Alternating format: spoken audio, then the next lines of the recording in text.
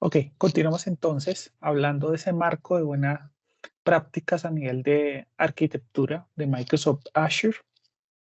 Y acá vamos a hablar o vamos a tocar algunos aspectos relevantes también que cuando uno menciona los temas de arquitectura, pues claramente digamos que tenemos que tocarlos. Entonces hablamos de ese marco de buena arquitectura de Microsoft Azure como tal y hablamos en primera instancia de lo que tiene que ver con la optimización de costos. Entonces, ¿qué estamos buscando acá?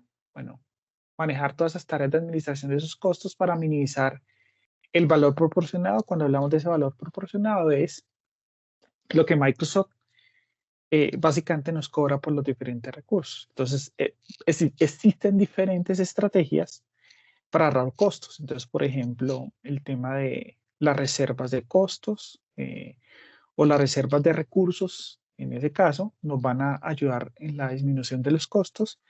El uso optimizado y adecuado de los diferentes recursos también. La no duplicidad de recursos también puede ser otro elemento que nos va a ayudar, digamos, que dentro de ese proceso. Y Microsoft, pues, asociado a eso, tiene otras estrategias que se han venido evolucionando como tal que nos van a servir en este punto para trabajar todo lo que tiene que ver con optimización de costos.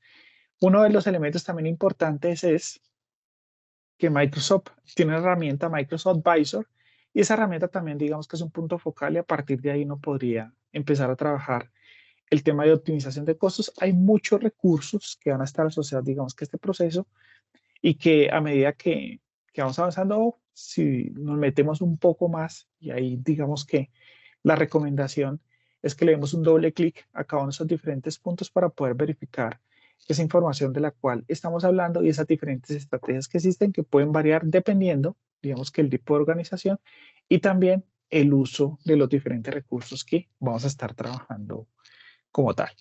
Otro de los elementos ahí relevantes, hablamos de esa excelencia operativa. Entonces, hablamos de esos procesos de operaciones que mantienen nuestro sistema que se ejecute en producción.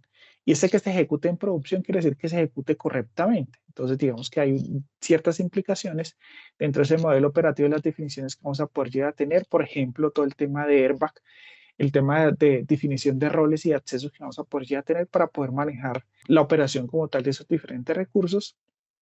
Y se va a asociar, digamos que al tipo de organización como tal, porque en muchos de los casos vamos a poder llegar a tener diferentes grupos asociados a cada uno de esos diferentes frentes que nos van a ayudar con ese proceso de las definiciones que necesitamos tener en ese caso.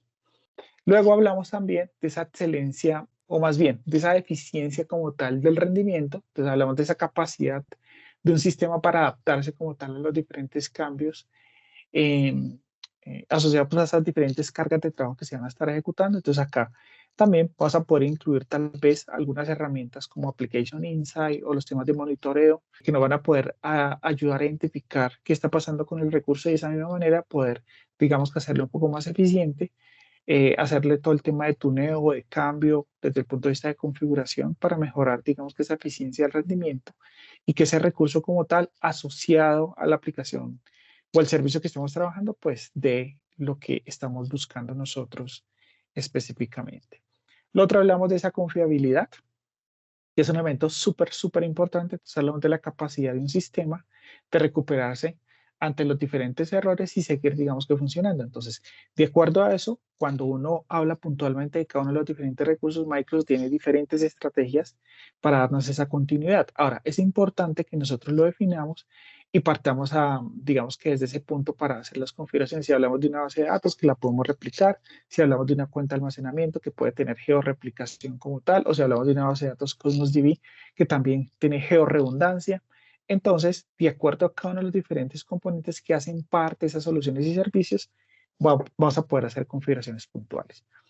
Y los temas de seguridad para hacer o tener más bien esa protección como tal de las aplicaciones y los datos frente a las amenazas, porque acá digamos que es fundamental y de nada nos sirve que tengamos una super aplicación, pero esa super aplicación no está asegurada en su totalidad. Entonces, acá hablamos de eso.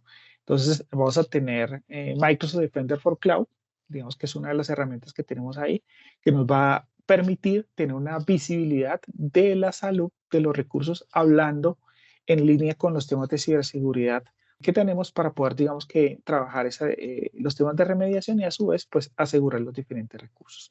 Entonces, acá vemos como tal ese ciclo donde hablamos de todos esos diferentes elementos, optimización de costos, esas operaciones o esos operativos de excelencia como tal, rendimiento y eficacia, los temas de confiabilidad, los temas de seguridad.